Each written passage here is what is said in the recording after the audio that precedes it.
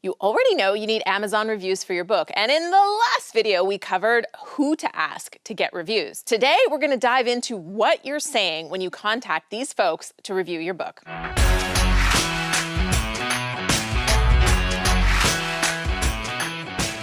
Hey, it's Julie the Book Broad with Book Launchers. We help nonfiction authors write, publish, and sell a fantastic book that boosts your business and builds your brand. If you have an idea and you don't know where to start, or you've drafted a book and you want to make sure it's going to be awesome and sell like hotcakes, that's what we do, so reach out. Let's get you some of those coveted Amazon reviews, shall we? First, here's what not to do. No mass emails. No. Don't put all your contacts in BCC and send it off, or even BC and CC or whatever in the toolbar. Just don't do it.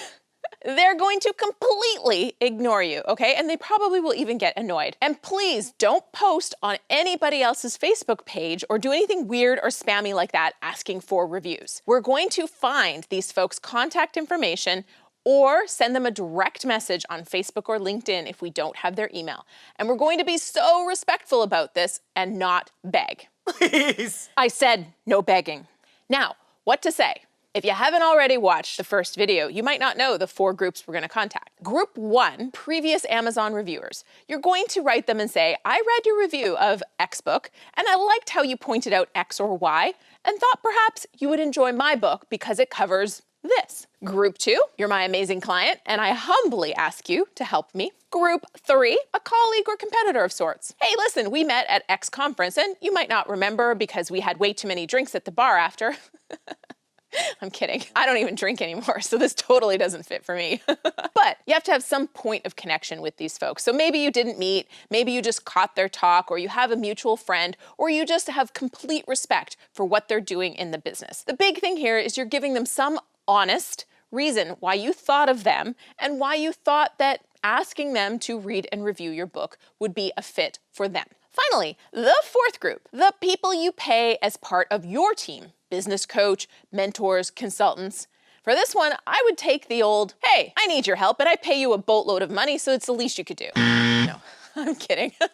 I'd never do that. I would take a more direct approach, though. I would say, hey, listen, I need your help. Your clients might be a great fit for this book, or maybe you'll enjoy the stories I share. But basically, I'm not as worried about giving these people an in-depth reason. I don't expect a favor, but I feel less like the tables are uneven when I ask for this favor. Hopefully that makes sense. I'm still humble, I'm complimentary and grateful, but it's just a different dynamic than the other groups. So hopefully you see why a mass email won't work, because every email has to be personalized to each person in the hopes that 20% of these folks are actually going to review your book. Now, that's the first sentence or 2. The rest is pretty standard. Share why you're reaching out to them. I wrote a book and I'd like to send you a free copy in exchange for an honest review.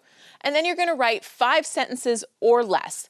Get to the point, ask if they would be willing to read the book in what time frame you would like the review done, and then ask them how they would like to receive the book. Some people prefer to be able to read it in PDF, others will want it in a file that they can read on a specific device. If you have those choices, offer it. Email them, and then follow up once.